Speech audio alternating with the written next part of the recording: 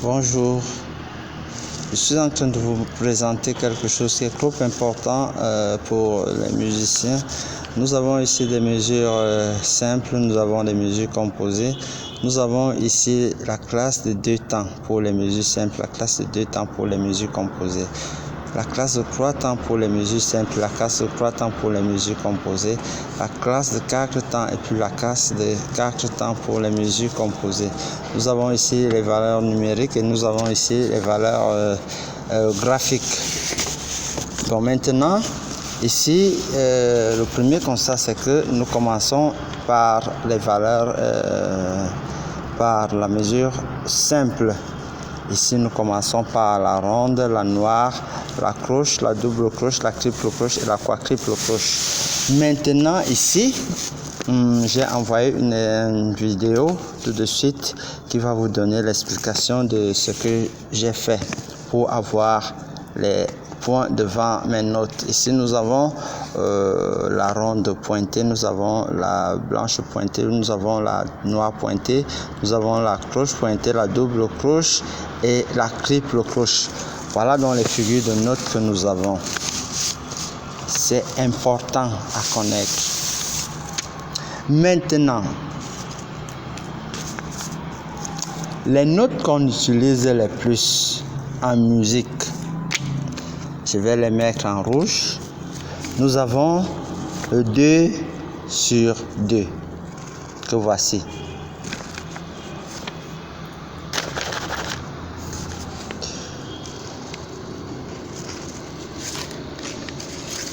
Excusez, 2 sur 2.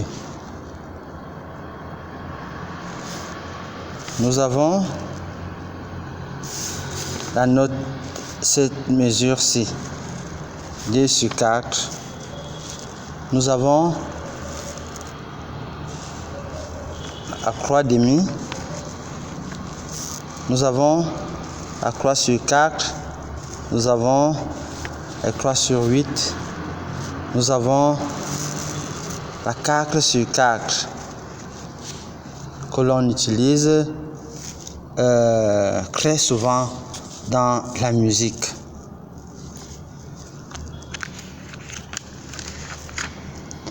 De l'autre côté aussi, ça c'est pour les mesures simples.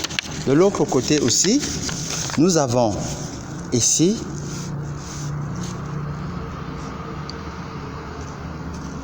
la classe des 6/8 qu'on utilise beaucoup. Nous avons la deuxième classe qui est la 9/8 et puis nous avons 12 sur 8 que nous utilisons beaucoup. Eh bien, c'est ici où tout commence à se compliquer parce que nous avons des maîtres de chœur qui sont vraiment intellectuels, trop intellectuels. Il y a des maîtres qui ne comprennent pas que le 6/8 que nous avons ici se joue en 2 temps. 6/8 se joue en 2 temps. C'est-à-dire un temps fort.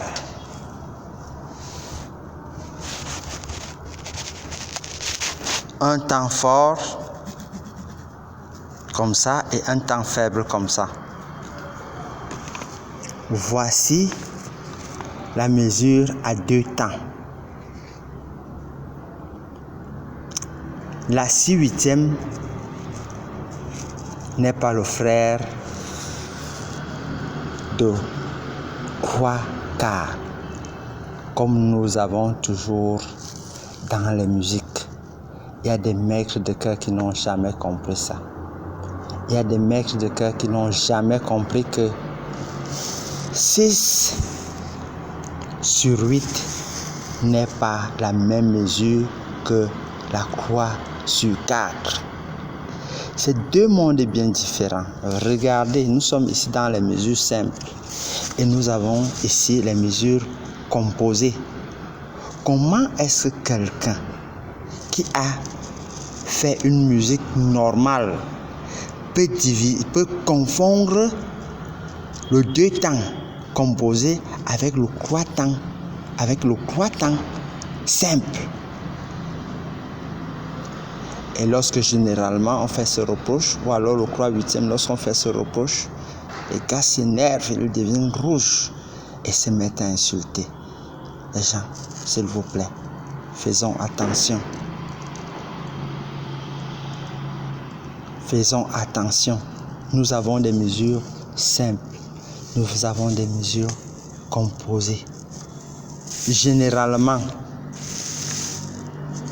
ce que les gars font, c'est que lorsqu'ils ont le 6/8e, ils se mettent à faire ceci. Premier temps fort, ils font 1, 2, 3. 1, 2, 3. Or, le 6/8e se bat en deux temps. Tu montes,